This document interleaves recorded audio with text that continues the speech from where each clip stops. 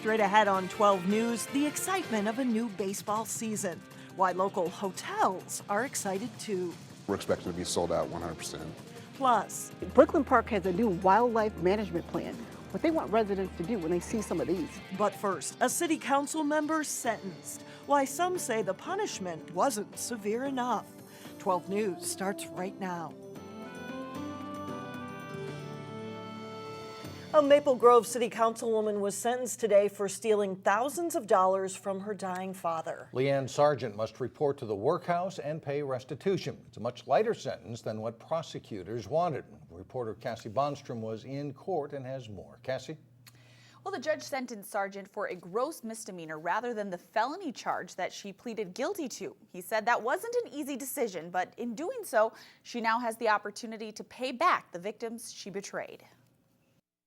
Relatives of LeAnn Sargent left the courthouse today disappointed in her sentence. For what she did to my father and my mother, because it's been going on for years, absolutely she should have had a longer sentence. Judge Louis Bartolome sentenced Sargent to 4 months in the county workhouse, though she's eligible for home monitoring after 60 days. She must also pay $107,000 in restitution to her father's estate and $12,000 to her brother. Sargent admitted back in February to stealing from her dying father while he was in her care. Though Sargent pleaded guilty to a felony charge, the judge said he sentenced her to a lesser charge so she could keep her jobs and afford to pay back restitution. We're very gratified by the court's ruling. I think she's been very frank, and she accepts responsibility, and she wants to make restitution to the trust. Attorney Chris Ritz says Sargent is, quote, humiliated and shattered by the experience, but she intends to keep her position on the Maple Grove City Council. It's going to be something that she has the ability to try and do now. She couldn't do that with a felony conviction. City Administrator Al Madsen says that because she was convicted of a lesser charge, the city has no legal power to remove her from the council, and it is her decision whether or not to continue. He said her crime did not involve the city, and it was, quote, unfortunate, and, quote, a family matter that turned ugly. Now, Sargent must report to the workhouse on May 6th. She has 2 years to pay back the restitution. And Mike and Alex, I asked Mayor Mark Stephenson for his comment on the situation. He had none. He reiterated that they have no legal power to remove her from the city council, but he said he had to consult with the city attorney before taking an official position. All right, Thanks, you. Cassie. Well, hopefully you were able to avoid eastbound Interstate 94 today. The trailer of a semi-truck overturned, blocking all eastbound lanes of traffic near Highway 169. It caused delays for several hours, but fortunately, no one was hurt. A 2-year-old boy will live with his grandmother in Crystal following a crash that killed both of his parents. The State Patrol says Wilbur and Patrice Hooks were traveling at a high rate of speed on Interstate 694 in Fridley Friday night. Witnesses say their vehicle was weaving through traffic when they slammed into the back of a semi-truck. The 2-year-old boy survived the crash. The couple had recently moved to an apartment in Crystal. In Brooklyn Park, many residents are trying to get the city to do something about wild turkeys. The city recently approved a wildlife management plan, and reporter Sonia Goins has more. They'll walk down the street just like they own the street. Some Brooklyn Park residents are trying to get rid of troublesome turkeys. There's a lot of hens around here, and if you see 8 hens and 2 males, that's a lot of chicks to come. Lena Holman says she just wants the gobblers gone. My husband has a paintball gun, and when he sees one in the tree, he goes and shoots it down with a paint gun. It doesn't hurt them. This is what Lena Holman's house looked like last year.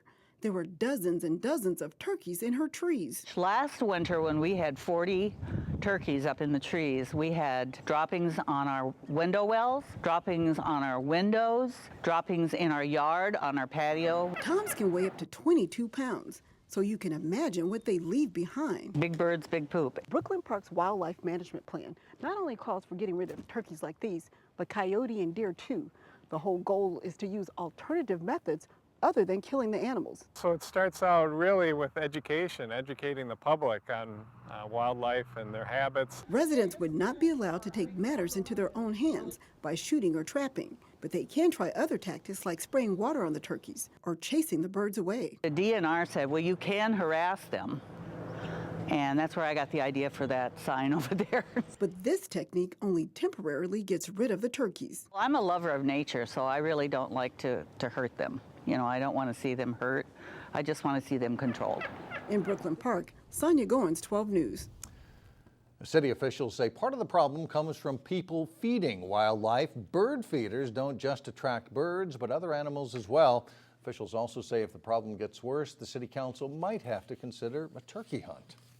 Well, today, DFL House and Senate leaders announced a deal that raises the minimum wage. DeLane Cleveland was at the Capitol for the announcement, and he joins us now with more. DeLane?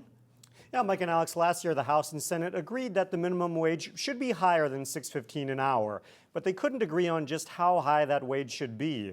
This year, they were able to strike a deal. It's a basic Minnesota value that hard work is what it should take to support yourself and to improve your life. By raising the minimum wage, we begin to make Minnesota's economy better reflect that core value that work matters and that all Minnesotans deserve the dignity of supporting themselves through work. Representative Ryan Winkler of Golden Valley was the primary author of the bill in the House. He joined a group of other DFL lawmakers to announce a compromise. The plan calls for the wage increase to be phased in over the next 2 years, with it capping out at $9.50 an hour by 2016 for businesses that have gross sales of more than $500,000. The deal also has a provision that includes raising the minimum wage in the future based on inflation. However, some GOP lawmakers blasted the plan. The people that they're claiming to help are the people that are going to lose their jobs. The experienced waiters and waitresses who've been there longer will keep their jobs. The people wanting to get started in this business will not. They won't get hired now because of this minimum wage increase. Well, Kurt Zellers, who is a Republican candidate for governor, said he would try to rescind the wage increase if elected so that it's in line with the federal government. Meantime, House and Senate DFL leaders said they expect the bill to pass this week. Mike and Alex? All right, DeLane, thanks. The Minnesota Twins home opener is drawing a crowd to Target Field. It's going to be a big year for baseball in Minnesota when the Major League All-Star Game is played at Target Field on July 15th. The All-Star Game includes 4 days of events that should have an all-star impact on the local economy.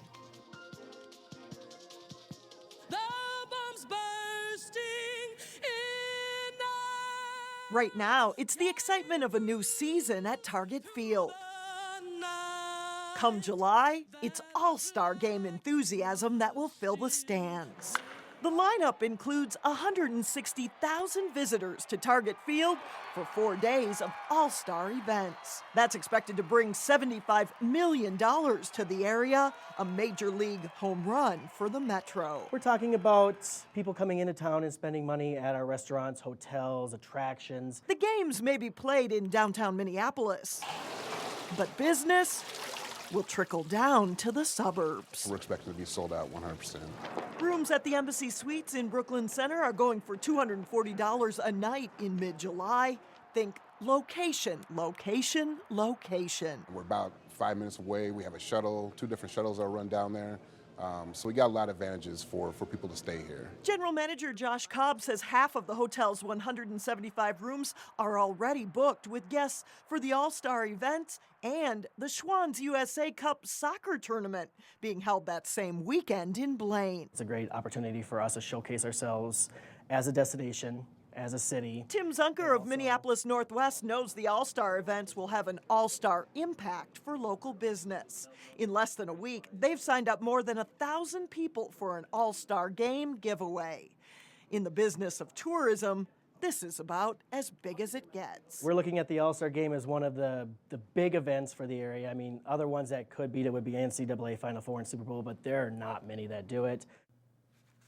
The economic impact of having the All-Star Game and events is expected to be more than double what the Republican National Convention brought to St. Paul back in 2008, or what the PGA Championship brought to Hazeltine in 2009. And then you include all those millions of people watching it on TV, and it should be pretty good PR for the area. Yeah, right. Well, our inner ring suburbs neglected in the park planning process. Up next, hear what the Three Rivers Park District has to say about that. And then later in sports, local high school golfers try to get in the swing of things indoors. But first, can you believe there was a snowstorm just a few days ago? Wednesday will approach 70 degrees. The Three Rivers Park District is responding to criticism that it isn't doing enough to improve parks in inner ring suburbs. Mike Johnson joins us now to explain how the Park District is now looking for your input. Well, Alex, Three Rivers Park officials are eyeing 3 city parks in Robbinsdale and in Golden Valley for upgrades. Those parks are Sohaki in Robbinsdale and the Mary Hills and Rice Lake nature areas in Golden Valley. They're all connected and cover a total of 64 acres. Next week, Three Rivers and city officials will hold what they're calling a visioning session with residents to get ideas. What we're trying to do is say, okay, residents, you know, if we were to bring this all together and provide a comprehensive park, what would be the ideal park for you? You know, we've got, you know, a wide variety of parks throughout the Three Rivers Park District, but here's our first opportunity to do a smaller version of the Three Rivers Parks. Parks officials say residents may come up with ideas like walking trails or a dog park or enhancing the natural areas by removing invasive trees and plants. And Commissioner Dan Freeman says they understand they need to do more in the inner ring suburbs. What we now are looking at is there opportunities where some nature areas aren't being utilized that we might be able to come in and help. And this actually is one of the first that we're trying and developing what, for lack of a better term, pocket parks. The park visioning session is Wednesday, April 16th at Robbinsdale Middle School, and after next week's meeting, they'll take ideas to park designers and then plan a second public meeting as early as next month. And Alex, they say the ideas could range from bricks and mortar facilities to recreation and programming in the park. Back to you. All right, stay tuned. Coming up, a door knock that could lead to new opportunities for youth. But first in sports, the Champlain Park girls lacrosse team hopes to continue last season's success. John Jacobson has a preview when we come back. Well, golfers and everybody else are chomping at the bit to get outside and get on the golf courses. That includes the high school players. It can't be too long now. No, it takes a little while to get those golf courses prepped. So even though we're getting some good drying, it might still be a little bit before they can actually get some swings out. While the weather is looking good for this week, local high school golf teams aren't quite able to get out on the courses just yet. The Armstrong girls team hits indoors at the Brooklyn Park Golf Center on a regular basis. It's not the same as getting outside to actually play a round of golf or even on a driving range, but it is helpful for getting the swing going. Yeah, it's pretty valuable. I mean, while we can't work on putting and stuff, you can still chip up there, and it's helpful. But I like to work on like your technique. You gotta get your swing down before you can like start just whacking at the balls. So that's what helps being in the dome. So a lot of girls hadn't hit a golf club most of the winter, so it's good to get some swinging in. But when you get into your third week and indoors, it gets to be a little much. But at least we have a facility like this one to be able to do something. Armstrong placed 6th in the Section 6-3A tournament last season. Numbers out for the team are lower this spring, but they do have a core group to build around and will be competitive. You know, we're up in the Northwest Suburban Conference. There's some good teams up there with Elk River and Centennial. That a really good team, but in our 3 years there, we finished in the top 5 every year. So, you know, we've done pretty well up in the conference. You know, we're in a really tough section with Wayzata and Benilde and Minnetonka's and Hopkins and schools like that. So, but you know, we hope to again place hopefully in the top 5 of the conference. And the Falcons are slated to play next Monday at Wild Marsh and next Thursday at Baker, but it's a long shot that those will be played. Armstrong's softball program has a new coach. Again, it's a program that's had a lot of turnover. Jordan Hayes is the Falcons' new head coach. She was the Falcons' JV coach last year. She played high school ball at Eastview High School and in college at Hamlin. Hayes is excited to take over, and the players are enjoying working with her. Yeah, it's really fun. So it's a lot more work than being the JV coach with all the scheduling and stuff, but it's fun. I like it. It's different. It's a good different. We're working really hard. She's doing a great thing for the program. It's good. I really like her, and I like how Ashley stayed. And they're both really good coaches, and they're really smart at what they do. So they're helping all the younger kids because we have a lot of like 7th and 8th graders coming up, which is a great thing for our program.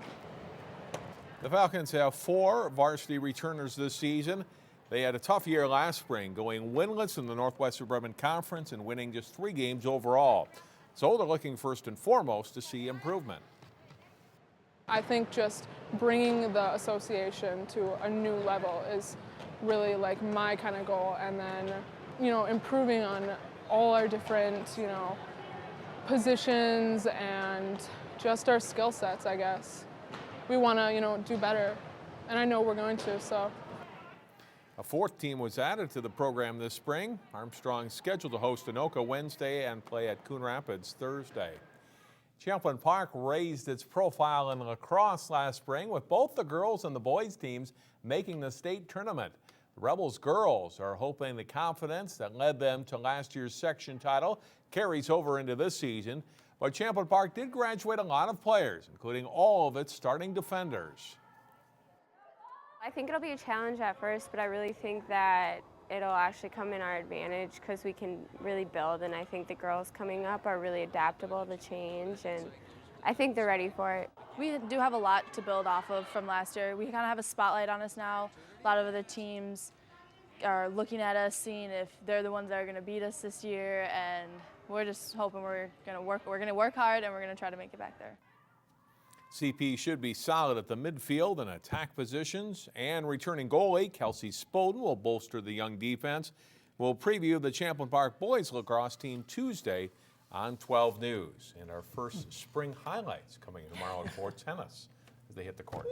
Yes! Yeah. Thanks a lot, John. Still ahead, making the most out of summer. How local youth can try some new activities. We'll be right back. If you get a knock on your door, it could be a good thing for your child. Volunteers are spreading the word about summer youth programs in Brooklyn Park and in Brooklyn Center. They visited the Eden Park Apartments this past weekend, and they plan to go door knocking again this coming weekend. It's a way to share how youth can enjoy a productive summer. Kids can sign up for everything from basketball camps to college readiness programs. So often you see that between the hours of 3 and 6 are when young people, you know, fall into trouble because those are unsupervised hours, or they're just not doing anything, so they're like bored, and no one likes to be bored. And I think particularly in summer that's the case. A new website, Brooklyn Connects, or brooklynsconnect.org, allows kids to search based on their interests. We'll have a link on our website at 12.tv. Go door to door and get those kids involved. Yeah, I like it. sign Good them idea. up. That does it for us. Thanks so much for joining us. Stay with us. Community Corner is coming up next. We'll see you back here again tomorrow.